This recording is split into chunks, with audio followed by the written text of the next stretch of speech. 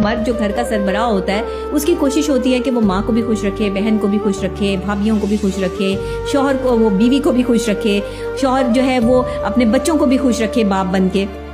تو کیا وہ خود خوش ہوتا ہے؟ کبھی کسی نے اس کی خوشی کا احساس کیا ہے کہ وہ مرد جو آپ سب کی خوشی کا احساس کر رہا ہے, کبھی آپ سب لوگوں نے مل کر جو ہے وہ اس مرد کا احساس کرنے کی کوشش کی ہے؟ نہیں. ایون کہ ماں بھی لاپرواہ ہو جاتی ہے, کافی دفعہ بہنیں بھی لاپرواہ ہو جاتی ہیں, بھائی بھی لاپرواہ ہو جاتے ہیں, وہ بیوی جو آپ کا لباس ہے وہ بھی لاپرواہ ہو جاتی ہے اس شوہر کی طرف سے جو ان سب کو خوش کرنے کی کوشش کر رہا ہوتا ہے. تو ایسے مرد کی ذہنی تناؤ جو ہے وہ بڑھنا شروع ہو جاتا ہے. ایسا مرد ذہنی تناؤ میں آ جاتا ہے اور اس کا جو ایک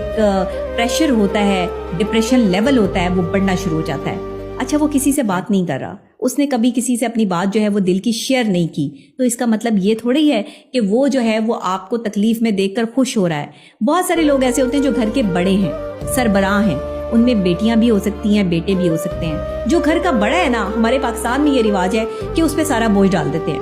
سارا کا سارا جو ہے نا وہ لائبلٹیز جو ہے وہ اس کے کندھوں پر آ جاتی ہیں جو گھر کا سربراہ ہے, گھر کا بڑا ہے, کہ اس کو جو ہے وہ اس کام پہ لگا دو کہ یہ سب کی جو ہے وہ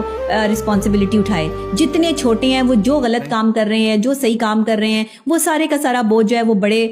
جو ہے وہ بیٹی پہ یا بڑے بیٹے پہ جو ہے وہ ڈال دو. وہ انسان نہیں ہے, اس کی احساسات نہیں ہے, اس کے جذبات نہیں ہیں. ماں باپ یہ کیوں بھول جاتے ہیں کہ گھر کا سب سے بڑا بیٹا جتنا لاڈلا ہوتا ہے, آپ اگر اس پر اتنی ہی ذمہ داری ڈال دیتے ہیں یا اس کو ڈرا کے دھمکا کے یا اس سے کام لے کے دوسرے بہن بھائیوں کا کام نکلوا رہے ہوتے ہیں, تو ان دوسرے بہن بھائیوں کی جو سائیکولوجیکل سچویشن ہوتی ہے وہ ڈاؤن ہوتے جاتے ہیں. انہیں پتہ ہے کہ ہمارا بڑا بھائی سنبھال لے گا, ہمیں کچھ کرنے کی ضرورت ہی نہیں ہے. انہیں پتہ ہے کہ اگر ہم کسی جگہ پر پھنسیں گے تو یہ ہمیں جو ہے وہ نکال